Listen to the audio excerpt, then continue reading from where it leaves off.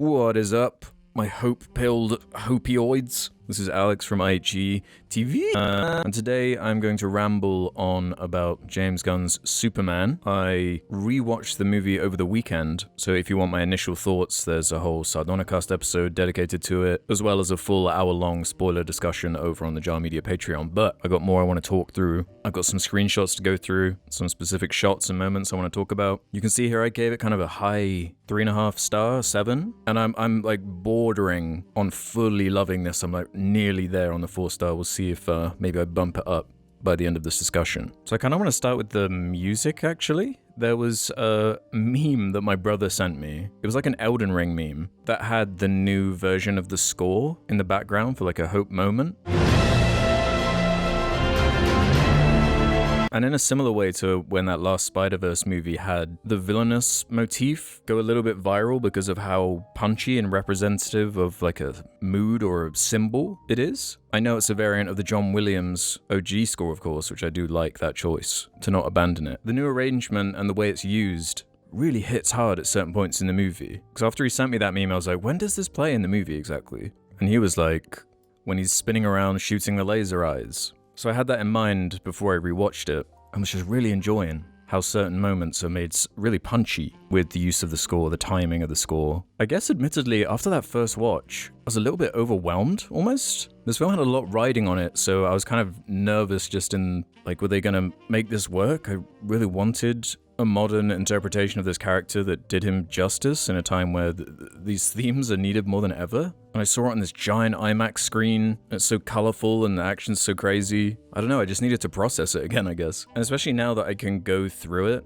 really analyze it properly and appreciate the production design on my own terms, I do think it's pretty excellent. So yeah, shout out to that soundtrack, especially that song Look Up, and listening to that one a bunch recently. I don't know, this film just has a really solid emotional core. And once you've seen it that first time, the structure just makes a lot more sense and the pace doesn't throw you off in a way that it might on that first one, with the nature of this isn't an origin story, there's already an established universe set up, the way certain plot details are explained later in the movie. I should have said this earlier, but obviously full spoilers. Go watch the movie yourself or be aware, because I'm just going to spoil everything. Really like the style to the text in the movie. That goes for the opening credits, the title card, the end credits even. Nice font choice, nice composition for where they're putting it. Really love when a movie opens its world building with just some succinct text. There's a real art to that. Both the Blade Runners do it very well. This is a lot more simple and succinct, as it should be for a big blockbuster superhero movie. So many good choices right off the bat, instantly dispelling the, he's too powerful, he can never get hurt, he's boring because he's just so overpowered. Opening on that is a really good idea.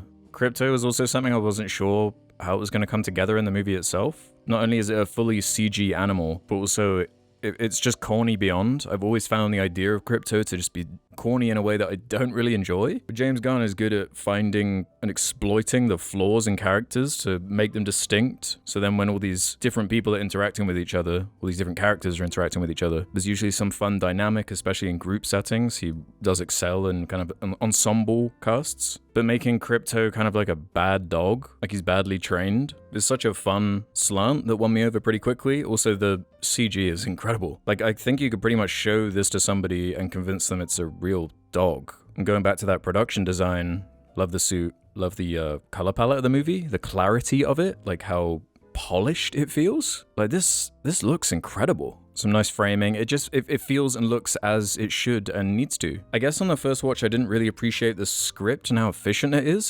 The film ends at about 1 hour 59. Like, it doesn't even get to 2 hours before it ends. And for how much it accomplishes, this is excellent stuff. You can't really take any of it out. It moves by so quick. Makes it really rewatchable and never lingers or gets boring. You know, brevity is the soul of wit and all that. I feel like this trend to a bit more of these more succinct blockbusters is good. I remember them mandating the Joss Whedon cut of Justice League to be 2 hours on the dot, which is almost like the inverse of this movie as far as like a bad script and bad structure, and you just don't care about anything or anyone. I was quite into the flying scenes this time. I know a lot of the conversation and the memes around this movie are just spreading out of context screenshots, but I've got what, like 47 screenshots here, and the detail and the clarity on them, it was hard to find embarrassing frames, honestly. And I found the behind the scenes stuff really interesting of how they shot this stuff with the flying, like actually building this rig and spinning him around in sync with the the background. Really cool stuff. I hope there's a bunch more of this in the behind the scenes once there's more distance from it being in theaters. Really dig his performance. David is Corin Sweat, right? It's kind of a strange last name. Yeah, I'd only seen him in that horror movie, right? That's all I'd seen him in before. Yeah, Pearl. But he's got the perfect vibe. He has the physicality, with the warmth and kindness that you need from this character. You just want to feel like inspired when he's on screen, and he does a good job at doing that. Also has crazy chemistry with Lois. Yeah, going back to the font choices and like just establishing the tone and clearly what it's going for. And as the film goes on, you just get more and more evidence where it's like, we're playful, we're leaning into the silliness instead of trying to hide away from its core identity and what makes it what it is. It's not trying to go grimdark, it's reverent, tongue-in-cheek, has a sense of humor. I think it's just the correct interpretation of how to take this character. Love the opening shot of introducing Lex. Professional rage baiter. I like how much emphasis there is on the sun, not only just because it's so important to Superman's nerdy power mechanics, but it does give a lot of the scenes some interesting lighting. There's a golden hue over a lot of the film, which all kind of thematically links. He's a warm, kind character. I feel like you subconsciously associate the sun with kind of positivity and growth. You know, we used to worship sun gods and stuff like that for a reason. He kind of is a sun god in a way. One thing on my first watch I wasn't fully sold on was this whole, I guess I'm spoiling it, Ultraman clone angle? Just purely on its face with the idea of like, well, more the fear of how many of these superhero movies devolve into a final act where what might not literally be a clone, but might as well be a clone of the main hero has a fight scene and it's just the same character punching each other. I'm thinking like the original Iron Man, for example. An interesting film to bring up because this is kind of the Iron Man for this new interpretation of this universe. I think this film's a lot stronger than the original Iron Man, actually, in a lot of different ways for me. On an emotional level, it hits way harder. It's a lot more succinct, doesn't kind of peak in the middle like that movie. And where like Jon Favreau has kind of plateaued, I feel like, as a director and is so obsessed with the tech. James Gunn seems to be, I want to know what his secret is, man, because I think he's already finished the script for whatever the next Superman thing he's doing is, but at the same time, he wrote, what's it called, Peacemaker, Creature Commandos. The dude is a machine. He gets it. He gets the source material. He gets the reverence for the characters, but also has his own style. The film feels like it wasn't made by committee. It feels like James Gunn had a vision, and part of why it's so kind of polished and well put together is because I guess they trusted him, and he's proven it. He's had enough time to prove that he can do it. Again, with the production design, I thought these portals are like a really fun combination of the way it's lit with these like sparks shooting everywhere. Nice contrast against the blue in the Minecraft world that he's in. But the whole thing's kind of janky and shaking apart, which winds up being more important in the plot later, how kind of unstable this tech is. Yeah, here's another example of that nice warm lighting in the Daily Planet. And another one, actually, in fact, with Mara Park Kent. I love pretty much every decision with these characters. They're not in it much, but kind of like the way Superman is a symbol, these characters are quite symbolic too, because everyone knows what happens to his dad. And you know, if James Gunn gets a chance to adapt that, it's gonna be powerful stuff. I can just feel it. Yeah, some of the other themes of the movie, the political themes, the misinformation and weaponization of information is a big through line too. I think it rides quite a good line for me, while giving it some prescience and backbone. Again, with a sense of humor, it's fun how it's all kind of instigated and feeds back into Lex just being a professional rage baiter, selfish, hateful asshole who basically causes all of the pain and destruction in the movie out of his selfish tunnel vision and hatred for Superman. It's kind of the best type of mustache twirling, obviously having fun with itself and being elevated by Nicholas Hoult, who just owns it. He's great. This is probably my favorite scene in the movie. Going back to some of the deeper thematic stuff, these two characters have a lot of not only symbolic depth, but there's a philosophical thing going on here with the complexity of them being a couple as well, and a fairly new one. And they're debating about something big and important, and you can understand both sides. With Superman's kind of naivety to the geopolitics of the world and the implication of him getting involved and where he's from and everything that unravels because of that. And Lois being more of like a devil's advocate, pragmatist critic of it. Really, really enjoy this scene. And shout out to a lot of the camera work in this movie. Super energetic, really well blocked out. Some extremely fun movements that accentuate the energy of these kind of poppy movies. Yeah, this is a funny screenshot, but weirdly I think this was seeing this in IMAX, the moment where I was like, wow, these visual effects are like incredible. Not only does the like kaiju's foot basically look photorealistic, the texture on it, the lighting on it, but Superman's been squashed by him in this moment and he's like burrowing underground. The sound design of the slabs kind of moving around combined with how it looks is so convincing. And I know it's super manipulative and barefaced because like there's a little girl watching this happen. The use of children is weaponized throughout the movie. You can see it here, look, after the kaiju scene is over, while the Justice Gang are bathing in the glory. He's just chilling with the kids. And yeah, manipulative as hell, but I like that. Simple, effective, symbolic stuff. I keep saying symbolic, but this movie had to do so much as far as shifting the optics that just having a few scenes of him saving people and being nice and kind is like kind of what you need. Really dig this shot from the kaiju action scene. We're at a point now where I couldn't tell if they'd built something here or like what was real and what wasn't. I'd love to see a breakdown because it looks like Corin Sweat or the stunt double are on something, and the movement as he gets pressed into the glass emphasizes that scale but shows off his strength, but it's also from the perspective of a normal person to really show off kind of the incredible power behind him. Loads of clever choices like that really sell what is cool about him. Because something I guess I'd forgotten about Superman is that he needs to find that balance of being kind, warm, kind of corny, but also genuinely cool when he whips out his powers and starts doing stuff. Because I feel like the Zack Snyder stuff was so obsessed with the cool, it didn't really want it. It wasn't interested in being campy, in being silly. So that's the dial going too far one way. But this finds the right balance, I think. Squirrel moment, can't believe he nearly thought about taking it out. Again, another moment that really highlights the tone, the light-hearted side that it's going for. Again, with the kind of messaging, misinformation, politics of the movie. The whole thing with Superman having this message from his parents that he watches to soothe himself or calm himself, however it's put. The fact Lex and his crew are able to find out that the Kryptonians are actually kind of evil and wanted him to be a conqueror. Bold change, and I personally really like what it does for the main character of Superman as far as giving him more agency in defining who he is and what he believes in. It really tests his philosophy and forces him to confront what he actually believes and what he should be romanticizing.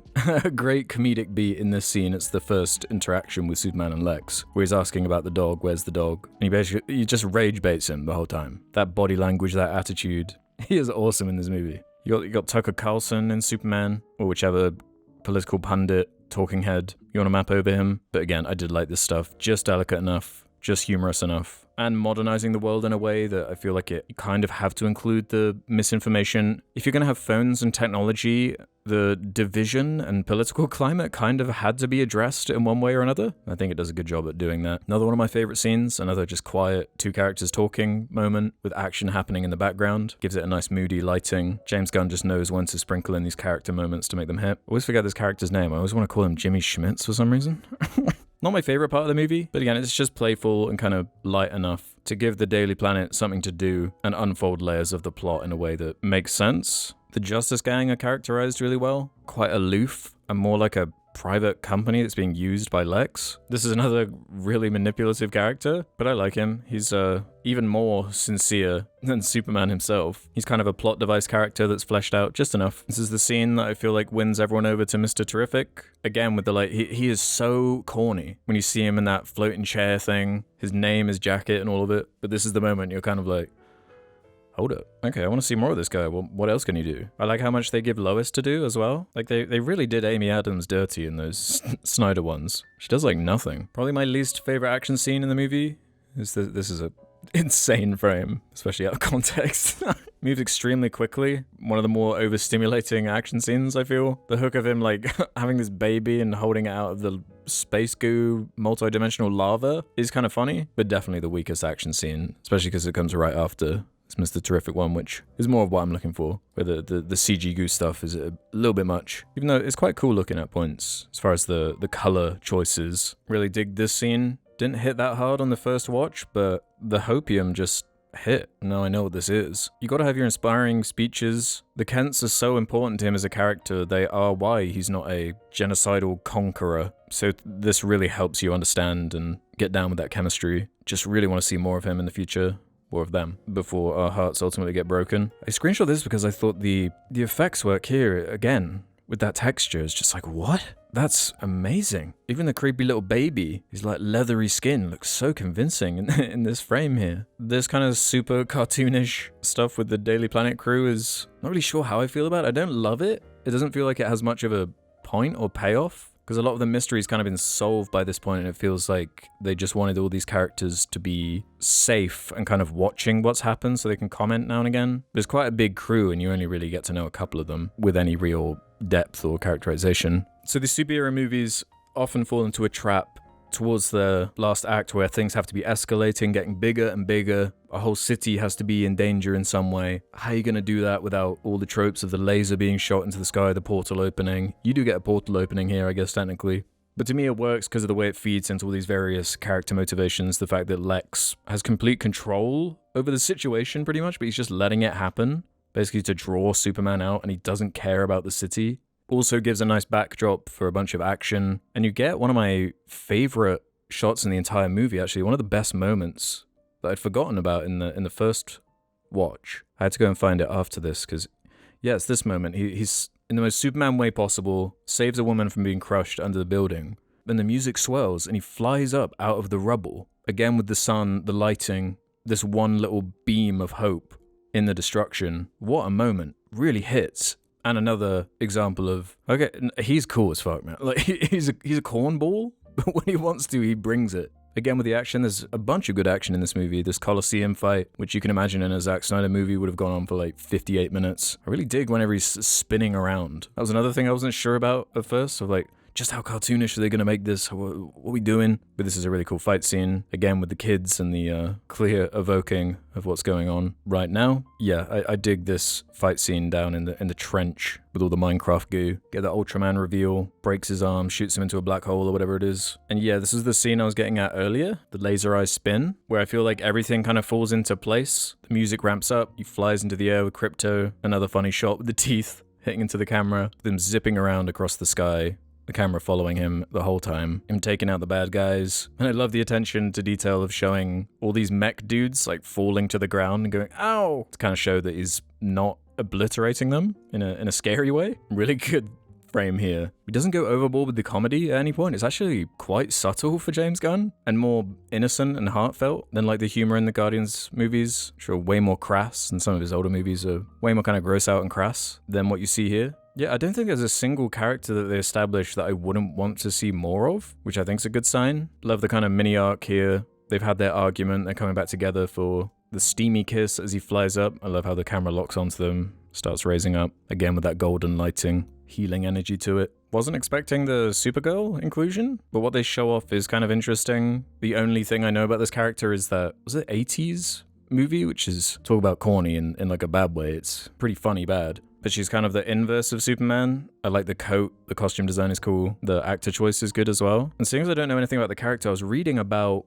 a story they might be adapting regarding her, which apparently is inspired by True Grit. So if we get like a space western-inspired Supergirl movie, that could actually be sick. So I really hope they land that, because I think the next Superman project is a team-up thing with her and him. So I hope that comes together. It's a funny reveal that he's just kind of been looking after the dog and it's just kind of doing his familial duty, even though he doesn't really want to. And then, of course, the final emotional gut punch and finishing that nice little arc for him where he's not obsessing over his conqueror parents anymore. He's realized that the people that have really made him who he is are Ma and Pa Kent. Again, super manipulative, but I feel like this one in particular, this frame, summarizes it really well for me. Like, this right here is what Superman is and should resemble. Like a childlike innocence, playful, inspiring, familial, with like a dad playing with his son. It's so pure and innocent. And this is what I'd imagine like a bunch of kids after seeing the movie would want to reenact with their dad and stuff like that. It's so pure. And I think I might love this. Yeah, I think I might have been Superman pilled from talking about this. I think I've rambled on long enough. But before I end this, I think I'm actually going to bump this up. I'm doing it. Really want to see more of this universe. Just another example of pacing being so important. I feel like I could just chuck this on at any point and have a great time. So let me know if this film has grown on you, if it soured on you, if you weren't won over by this new universe. I've always kind of leaned more to liking James Gunn. I've enjoyed his movies before he was making big superhero stuff. So I've really enjoyed watching him grow and learn as a filmmaker and writer. If you're comparing this to like the Guardians trilogy, this might not change the landscape in the same way that the first Guardians did, but I think it's a much better script, a lot tighter, a lot more efficient. So if we could wind up getting a Superman trilogy, or at least 3 movies with this character, all directed by James Gunn and written by, the way he plays with your emotions really works for me in those Guardians movies, so I'd love to have a similar experience with some kind of Superman story from him. So yeah, I'm gonna start rambling on now. See you in the next vid. Bye!